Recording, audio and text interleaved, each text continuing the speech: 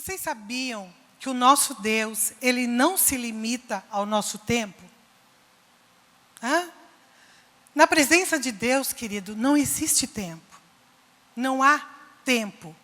Esse tempo que nós vivemos, o tempo cronológico, o tempo que eu tenho que correr aqui. Não, não. O nosso Deus, Ele não se limita ao tempo. Tá? Por quê? Porque Ele é o Criador do tempo. Então, Ele vive fora do tempo. Fora, completamente fora. Ele não está atrelado ao tempo.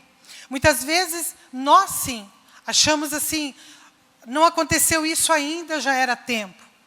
Eu orei, eu jejuei, eu fiz tanta coisa, era esse tempo. E Deus, Ele não está dentro desse tempo limitado como nós. Por isso, o nosso Deus pode acelerar a manifestação do milagre na sua vida.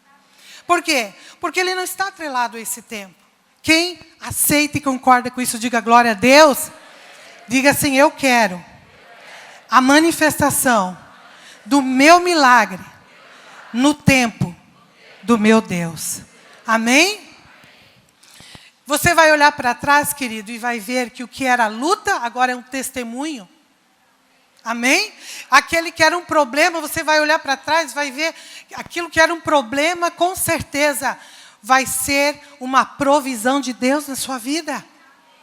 Porque o nosso Deus é o Deus fora do tempo, não é no nosso tempo. Que bom, amém? Graças a Deus. Diga para mim, diga comigo assim. E o segredo é permanecer.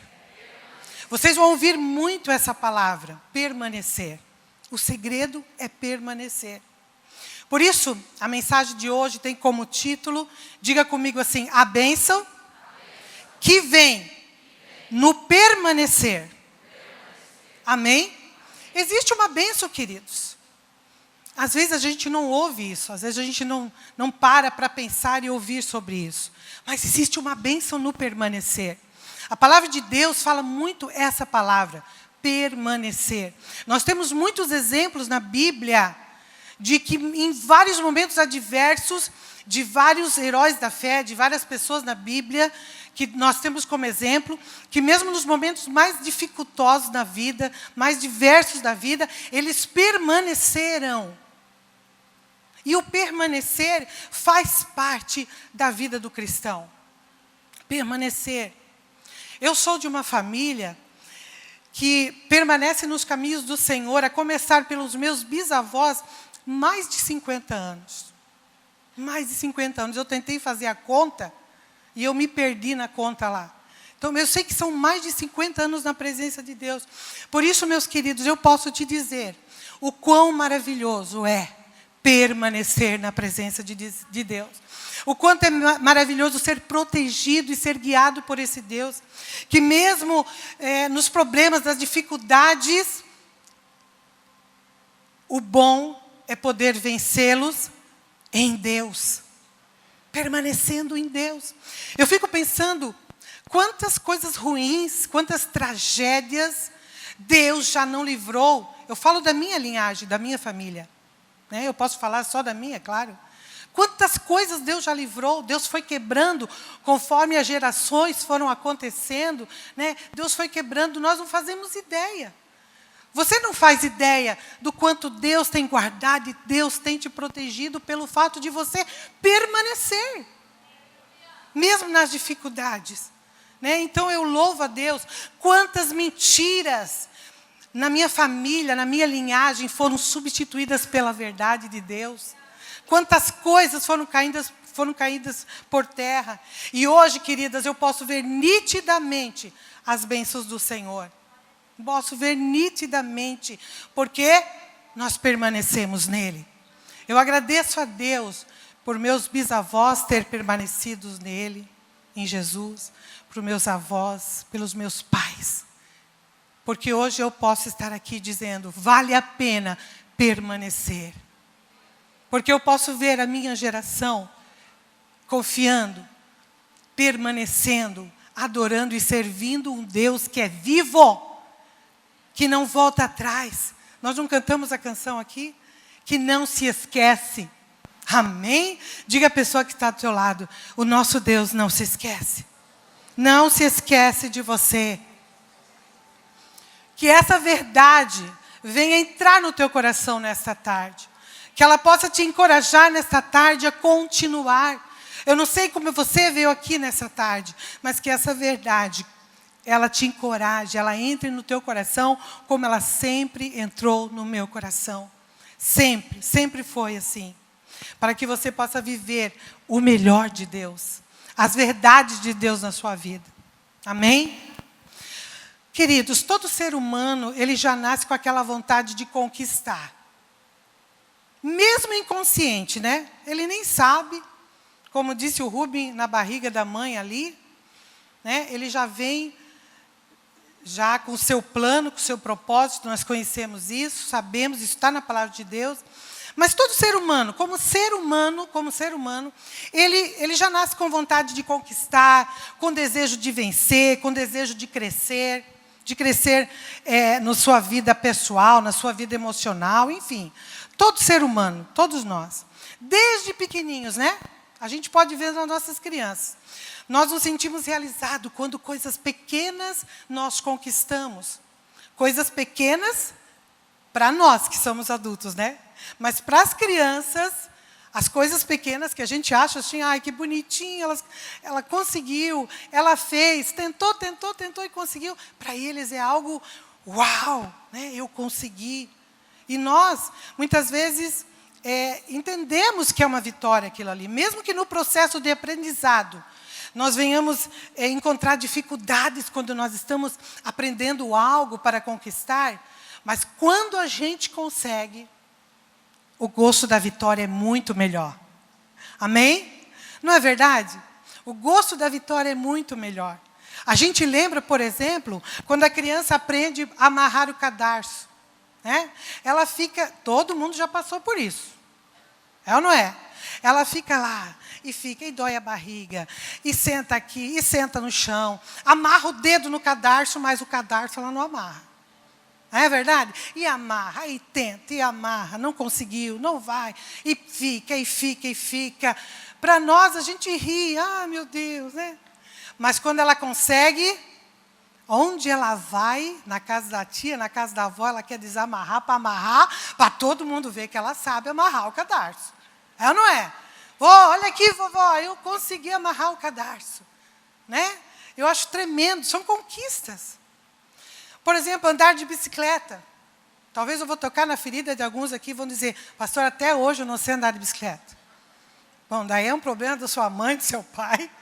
Mas andar de bicicleta, né? Nossa, quantos tombos eu caí. Quantas vezes. Quer ver quando a bicicleta, isso aconteceu comigo, tá? Eu morava no morro, né? E a bicicleta simplesmente, na época, eu andava naquelas bicicletas que você colocava a perna pela aquela coisa redonda ali, o aro redondo, né? Eu não tinha tamanho para ir por cima, então eu colocava a perna assim, pelo lado. E aconteceu o quê? Eu já nem lembro mais o nome. A corrente. A corrente caiu, eu descendo o morro, irmãos. Pensa, o primeiro mato que eu vi, o primeiro valo que eu vi, eu fui, né? Era morro, né? E a gente cai muito, e pá. Mas quando aprende a andar de bicicleta, se sente o quê? Um passarinho.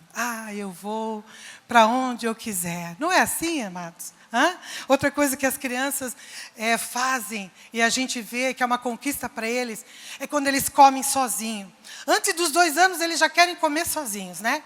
Eles já querem comer sozinhos. E no começo, quando você dá lá para ele a colherzinha, é mais comida no chão, no chão, na roupa, do que no prato e na boca. Mas se você não der para ele a colherzinha, ou para ela a colherzinha, ela nunca vai aprender. Você tem que ter aquela paciência, né? Depois juntar a comidinha do chão. E uma hora ele vai aprender e fica feliz com isso. Quer ver quando a gente aprende também a ler e a escrever? Todos nós já passamos por isso. Todos nós. Né? Quando a gente aprende a escrever, eu gosto muito de escrever. E quando eu aprendi a ler, eu acho que vocês também viveram isso. Na minha época, a gente aprendia a ler com 6 anos. De 6 a 7 anos. Hoje as crianças já estão mais adiantadas, né? Mas na minha época era de 6 a 7 anos o primeiro ano. E aí, quando você começa a juntar as sílabas e as vogais, e você começa, né, na rua. Farmácia. Não é assim? Quando a gente começa a aprender a ler, não é assim, gente? Ah? Mercado. E vai indo. Já passou. Não deu para ler o resto. Panificadora, não deu para ler. Mas a gente, quando aprende a ler sozinho e escrever sozinho, é uma conquista tremenda. Não é verdade? Assim, queridos, é na vida de fé também. Quando a gente vê um novo na fé se convertendo, é lindo de ver. Tudo ele quer saber. Ele é o primeiro. Ele está sempre ali, né? Ele não consegue orar em público ainda, mas ele tem a sua oração com Deus e é a mais sincera possível. Porque ele não sabe orar religiosamente, ele ora do seu jeitinho e é assim que Deus ama. Amém? E nós temos que entender que a gente, conforme nós vamos crescendo, as nossas conquistas vão se intensificando. Né? Mas se a gente permanecer no foco, se a gente valorizar o processo, aprendendo com os erros, nós chegaremos ao alvo desejado. Tudo na nossa vida é assim. Amém? Tudo na nossa vida é assim. Diga comigo, eu preciso permanecer, perseverar. É importante entender, queridos, que como encontramos dificuldades em nosso caminho, na nossa vida diária, terrena, nas nossas conquistas e nossas vitórias nessa terra, como essas que eu falei, como as conquistas de um adolescente, como as conquistas de um adulto, né, como um emprego, e tantas outras coisas que a gente corre atrás nessa terra, é importante entender que também encontraremos lutas em nossa caminhada de fé. Puxa, pastora, que novidade. Nós sabemos que não é. Mas, às vezes, nós esquecemos. Nós encontramos lutas em nossa caminhada. E aí, nessa hora que muitos desistem e perdem muito com isso. Perdem muito. Por quê? Porque interrompem um processo de Deus na sua vida. Eu posso até dizer que interrompem uma educação do nosso Pai na sua vida. É como, por exemplo, uma criança que precisa ser adotada por outra família por alguma circunstância da vida. Ela tinha o pai, ela tinha a mãe, ela tinha os costumes, ela tinha os valores do pai e da mãe, e, de repente, por alguma circunstância da vida, eu estou dando um exemplo aqui muito radical, mas por alguma circunstância da vida, então ela precisou ser adotada por outra família, ela não precisa aprender tudo de novo? Não é ou não é, irmãos? O processo fica mais lento, fica atrasado, tudo fica para trás. Ela tem que recomeçar novamente, estudar tudo de novo, ver como é aquela família, enfim. É assim que é mais ou menos quando eu não permaneço. Quando eu não tenho os valores de permanecer. A palavra de Deus nos diz sobre a importância de ficarmos firmes, de permanecermos, de crermos em Jesus e na sua palavra. Eu quero que vocês leiam comigo em João 15, 7.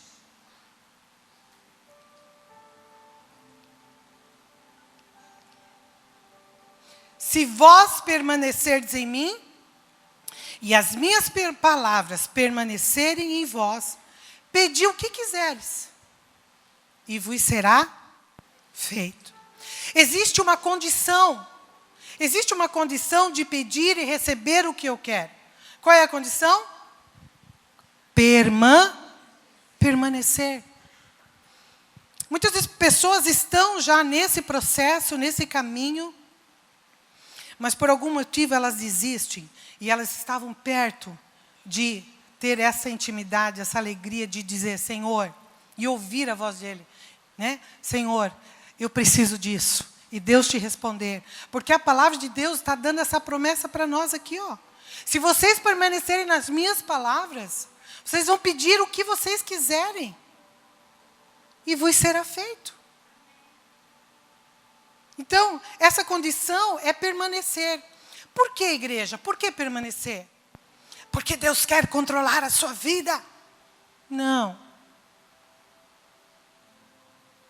Não. Porque Ele é Pai e sabe o que é melhor para você. Sabe o que é melhor para você. Quantas vezes eu lutei com o Pai, falei para Ele, Senhor, e depois eu vi o quanto aquele momento que estava acontecendo aquilo na minha vida foi melhor para mim. Você crê que o Pai tem o melhor para você? Ele tem o melhor para você, queridos. Sempre vai ser o melhor. Nós vamos ver agora, dentre muitas atitudes, queridos, o que nós podemos fazer para permanecer em Deus. O que nós podemos fazer? Primeira atitude. Para permanecermos em Deus, pensando nisso, para permanecermos em Deus, nós precisamos desenvolver em cada um de nós, como cristãos, um equilíbrio. Diga comigo, equilíbrio. Equilíbrio. Equilíbrio entre a vida terrena, que são as nossas conquistas, as nossas, os nossos sonhos, as nossas vitórias, tudo aqui na vida terrena, e a nossa vida com o Pai. Nós temos que ter um equilíbrio. Quantas pessoas, quem sabe até que você conhece, tá? Que foram salvas em Jesus, receberam a salvação, se sentem filhos hoje, foram grandemente abençoados, mas depois de tanta benção, não querem mais ouvir. Não sentem mais que precisam de Deus. Né? Não sentem mais o peso de uma palavra, da própria palavra de Deus. E não permanecem. Muitos filhos de Deus deixam de dar valor a tudo que vem dele. Por quê? Porque não tem o equilíbrio. Receberam e não equilibraram. Foram mais para um lado do que para o outro. Tudo na nossa vida precisa ter equilíbrio. Em Marcos 4,19, a Bíblia nos diz assim, está ali. Mas os cuidados do mundo, presta atenção, a sedução das riquezas e a cobiça de outras coisas, entretanto, o que elas fazem? Se nós não tivermos o equilíbrio, sufocam a palavra e ela fica infrutífera. Eu não preciso aqui esmiuçar a palavra infrutífera, porque é muita coisa. Mas eu acho que o pior de tudo isso, nesse versículo nós podemos entender que se nós não cuidarmos, se nós não tivermos o equilíbrio de uma vida terrena e da vida com o Pai, né? Se nós não cuidarmos dessas coisas, das coisas desse mundo, elas vão nos sufocar. Sufocar o quê? O que é mais precioso para cada ser humano, o que é eterno, o que não acaba, o que você vai levar para a eternidade, que é a palavra de Deus. Ela pode, os cuidados do mundo, a avareza e tantas outras coisas, pode sufocar a palavra que você já ouviu até hoje no teu coração. E isso não é bom. Por isso, nós precisamos, para permanecer, ter equilíbrio. Equilíbrio. Sabermos a hora certa de cada coisa. Amém? Nesse versículo, podemos ver que o mundo sufoca. E por conta disso, o que acontece? A palavra não terá mais efeito em nós, se isso acontecer. E, consequentemente, a pessoa não tem mais força para permanecer. E perde tantas coisas de Deus. Tantas coisas lindas que o Senhor sempre tem renovado a sua igreja. Sempre. Em Mateus 16, 26, a Bíblia também diz assim, ó. Pois que aproveita ao homem se ganhar o mundo inteiro e perder a sua vida? Em algumas versões está e perder a sua alma. Ou que dará o homem em troca da sua vida? O que dará o homem em troca da sua alma? Queridos, o que é mais importante? As coisas dessa vida que são passageiras, que vão acabar. É bom ter, nós aconselhamos, nós pregamos para ter. É muito importante vivermos, conquistarmos. Deus ama que você, como filho, se expresse nesse mundo de uma maneira linda, maravilhosa, tremenda, próspera. Mas nós sabemos que temos que saber equilibrar. Porque o que é mais importante? Perder a nossa alma, perder a nossa vida? O que é mais importante? Alguém vai levar alguma coisa deste mundo? Cada vez mais nós temos visto tantos jovens, sucesso, morrendo e não levando nada. E se isso fosse tão importante, queridos, muitas pessoas com muito dinheiro, muito mesmo, não tirariam as suas próprias vidas. Não é verdade? Então, queridos, o equilíbrio é muito importante.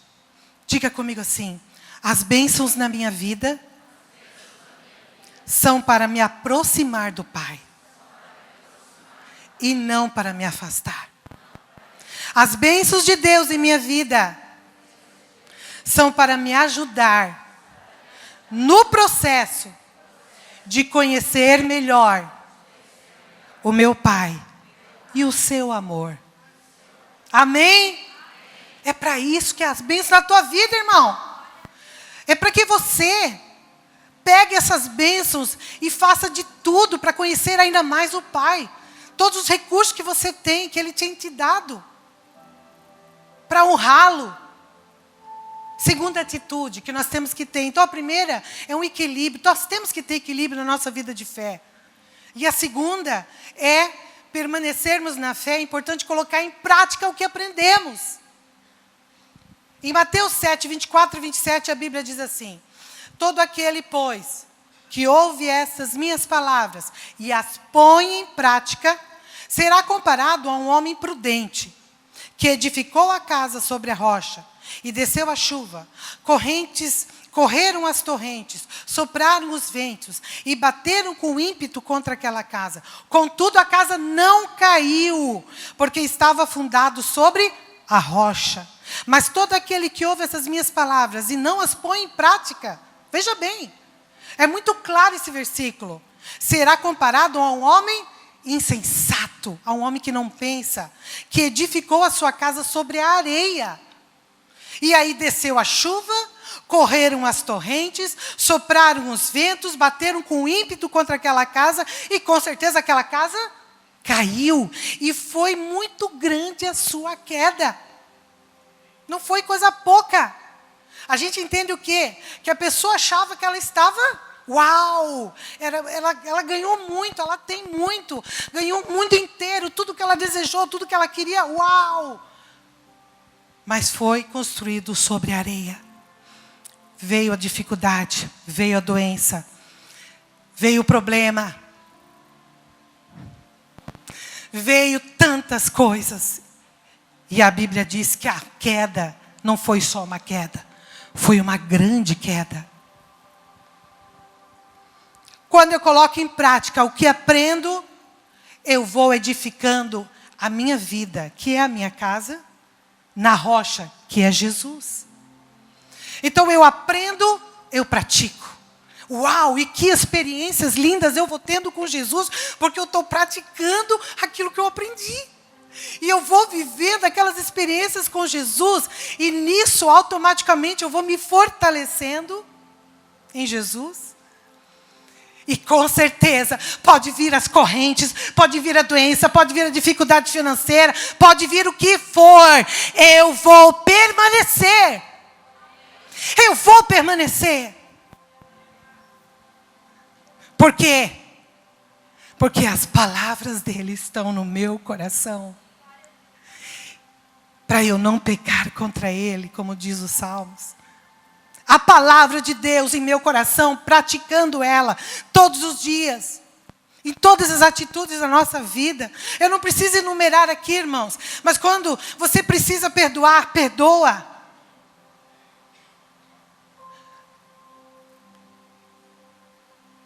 Mesmo que num negócio você vê que você vai perder, mas seja honesto. É praticar a palavra. Preciso falar mais coisas aqui. Quando você está sendo tentado por coisas carnais, olha para o Senhor, corre para Ele. Isso é praticar a palavra. Quanto mais eu pratico a palavra e ouço ela, mais eu me firmo na rocha que é Jesus, mais eu me fortaleço, mais eu permaneço naquele que tem tudo para mim. Tem tudo para você. Fala comigo assim. Quando aprendo e pratico a palavra de Deus, minha fé é fortalecida. E assim, tenho forças para permanecer. Amém? O equilíbrio é importante. Praticar a palavra é importante. Eu poderia dar uma lista aqui de coisas normais que um cristão, ou até que uma pessoa certa deveria fazer. Deveria ser. Terceira atitude. Para permanecer no processo deste Pai maravilhoso, para permanecer na fé e no processo desta educação, desse crescimento que eu e você estamos tendo em nosso Pai, nós não deveríamos olhar para trás.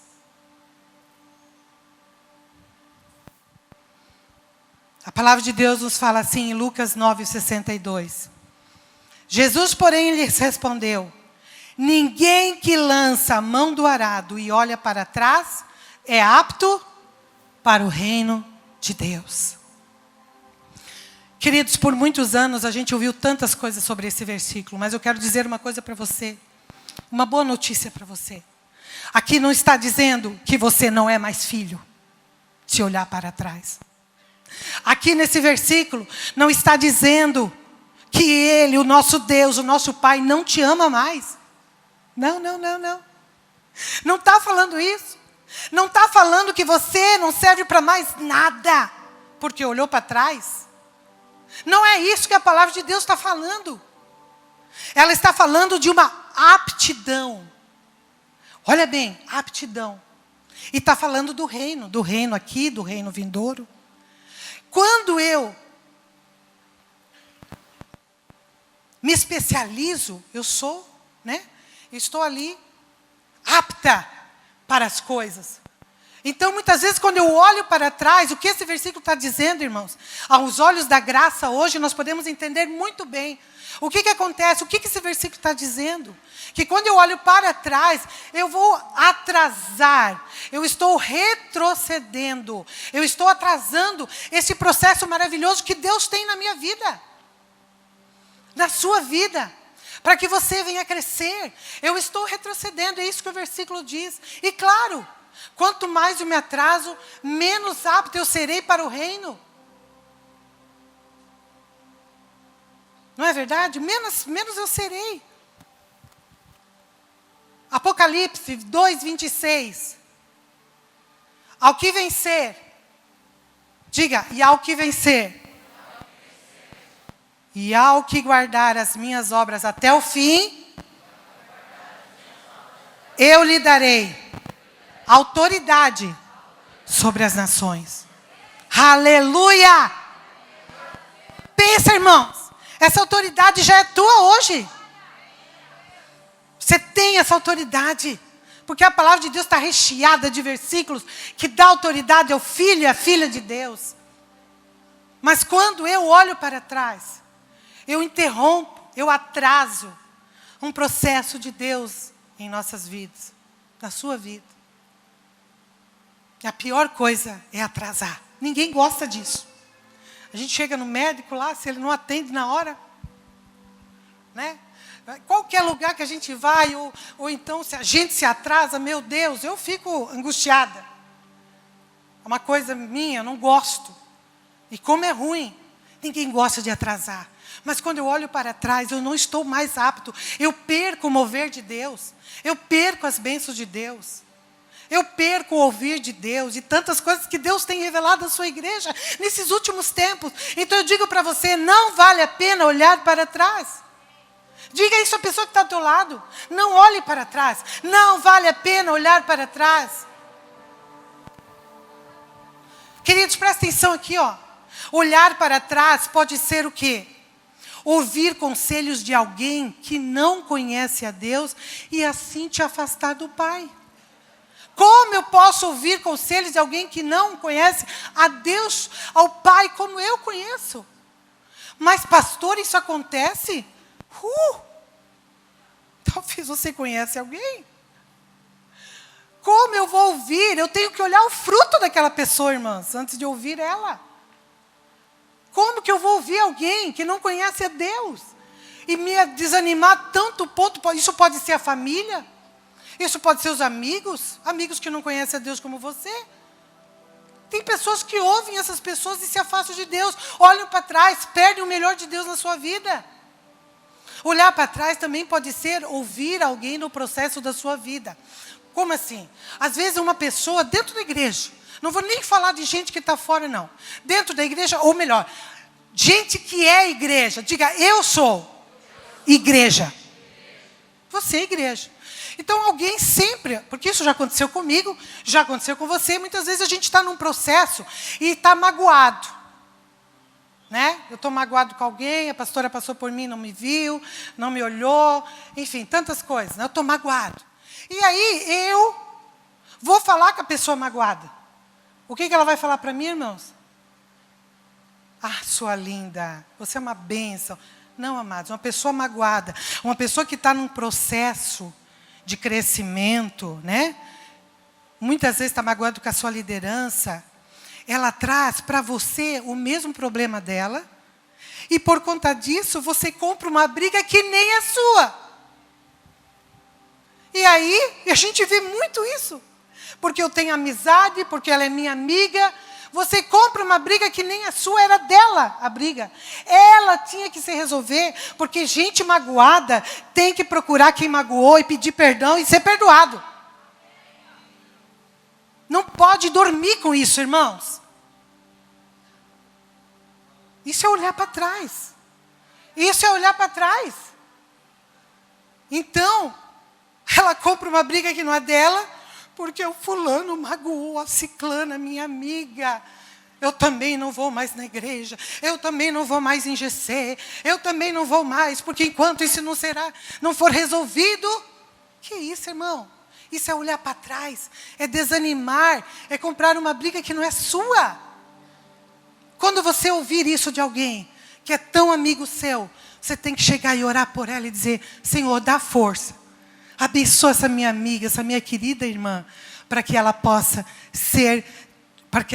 pegar esse problema e reverter em bênção na vida dela.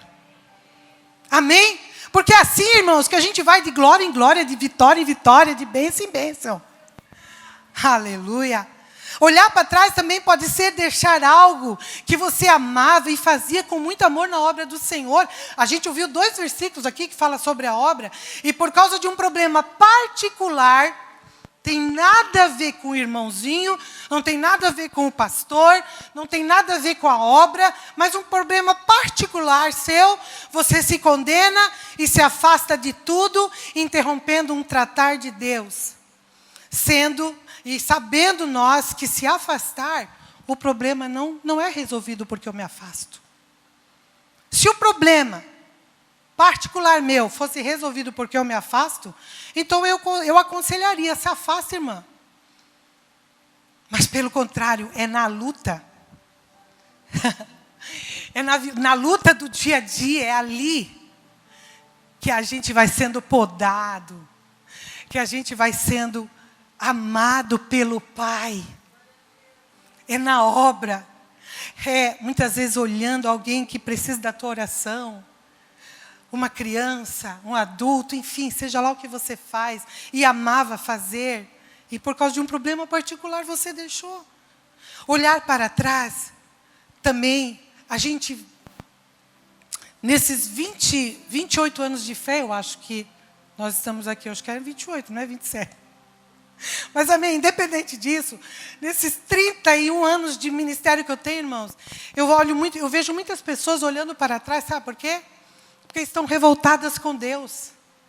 Não é com o pastor, não é com o irmão, não é com a irmã, não é com o fulano, mas estão revoltadas com Deus. Por quê? Porque não responderam, não deram algo que ela quis, revoltada com Deus. Tu entendeu? Ou então atrasou um pouquinho, revoltado com Deus, então olha para trás e não consegue mais. Acha muitas outras desculpas, mas a revolta maior dela é com Deus.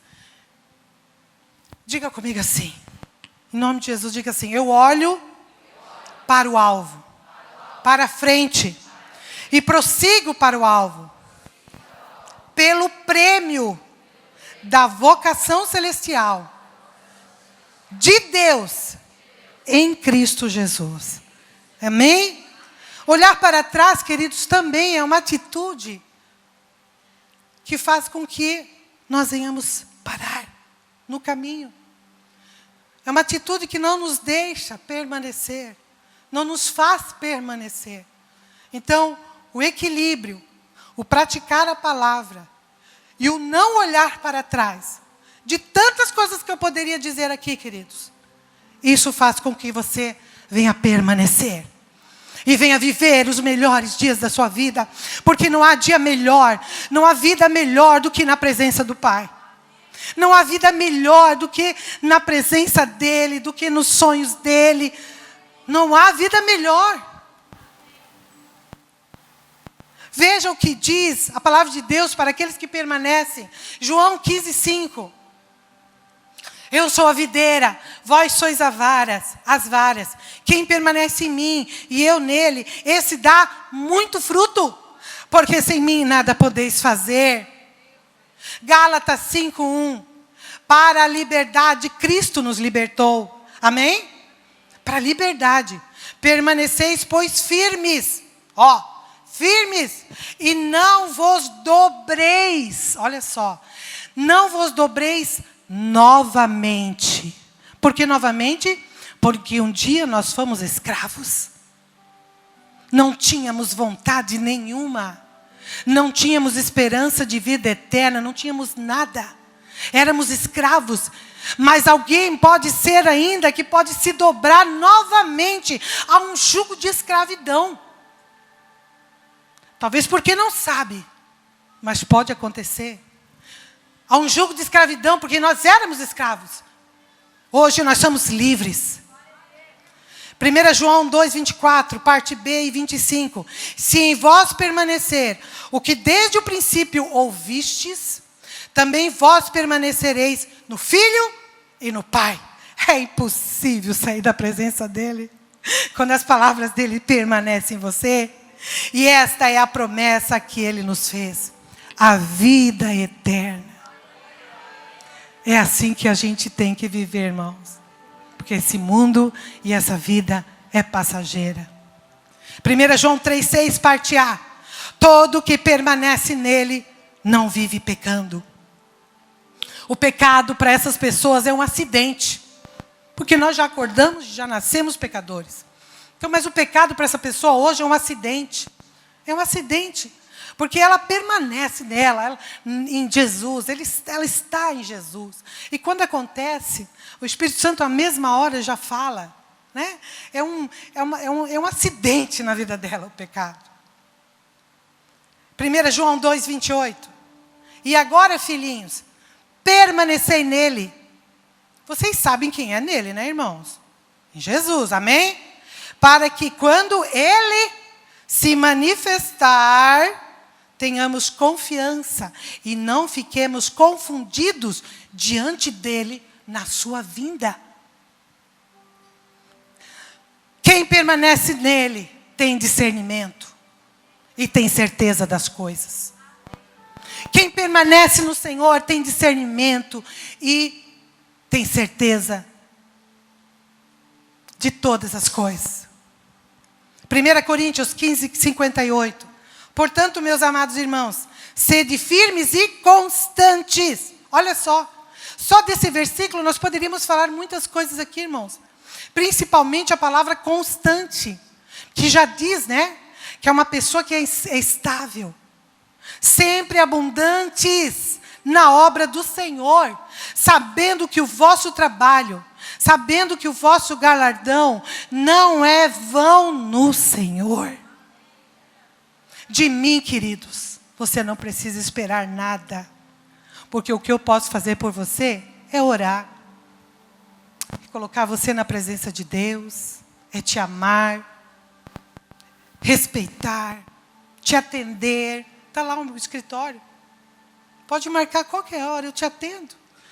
Isso você pode esperar de mim. O amor que nós devemos, né? A Bíblia diz, não deveis nada, apenas o amor. Isso você pode esperar de mim. Você pode esperar. Mas do Senhor, você pode esperar coisas grandes. Porque não é em vão o teu trabalho. Não é em vão o teu envolvimento. Não é em vão você permanecer. Permanecer, queridos. No permanecer, você vai poder ver teus filhos e netos adorando este Deus tremendo. No permanecer, você vai ver coisas lindas e maravilhosas. Nesse tempo tão difícil que estamos vivendo. Eu quero dizer mais uma coisa para vocês. O pecado, amados, o pecado já foi pago. Vocês sabiam disso? Tem sido pregado aqui. O pecado não tem força, não tem poder, ele já foi pago. Já foi pago, você não precisa ficar atrasado e nem interrompido por causa do pecado. Não. Quando eu peco, eu corro para Deus. Hoje eu sei que Ele está de braços abertos para me ouvir. Talvez antigamente, quando eu pecasse, eu corria de Deus e me escondia como Adão e Eva fizeram. Me escondia, né? Me afastava, porque agora eu pequei. Mas hoje nós sabemos que o pecado já foi pago, que não tem mais até os que vocês vão fazer ainda. O pecado que é o acidente, né? E hoje eu não escondo mais, hoje eu corro para o Pai. É assim que eu tenho que ser, eu tenho que correr para o Pai. Agora, o permanecer é contigo. Porque o Pai, esse Pai sempre cuida de você, onde quer que você esteja. E com certeza é muito chato, como o Pai ter que interromper um crescimento na vida de uma criança, na vida de um filho. É ou não é? Deve ser muito ruim, mas Ele está lá cuidando. Só que está atrasando, está lá cuidando. E Ele não vai nunca te obrigar a nada. Deus, o nosso Pai, Ele nunca obriga ninguém a nada. Porque Ele já deu o seu Filho por nós. Não precisa de mais nada. Então o pecado tem solução, tem jeito. O perdão. Mas o permanecer é contigo. Diga isso à pessoa que está ao teu lado. Permanecer é com você. Queridos, para que fôssemos salvos, Jesus permaneceu na sua missão. Para que o Evangelho chegasse até nós, os discípulos e a igreja primitiva permaneceu na sua missão. Inclusive, muitos morreram para que as boas novas do Evangelho ficassem vivas e chegassem até nós. O nosso Deus Pai fez com que, em meio à perseguição, aleluia, a Bíblia, a sua palavra chegasse até nós. Permaneceu firme. Hoje não é mais amarrada com correntes como já foi. Hoje não é mais procurada como já foi. Mas ela está à tua disposição em qualquer hora, em qualquer momento. O nosso Deus Pai, Ele fez de tudo para que a sua palavra chegasse até nós. Permaneceu a palavra. Deus, nosso Pai, fez com que a Bíblia permanecesse. Olha aqui para mim. A pergunta que eu faço para você hoje é: quantos serão alcançados se você permanecer? Você faz ideia da dimensão disso? Talvez de pessoas que você nunca vai conhecer. Nem conhecer você vai. Mas pelo teu exemplo, mas pela tua vontade e pelo teu amor a esse Pai. Mesmo com tuas falhas, mesmo com dificuldades, eu permaneci, eu alcancei uma geração. É assim mesmo, irmãos? Pergunta a esse irmão que está do teu lado aí, ó. Quantos serão alcançados se você permanecer?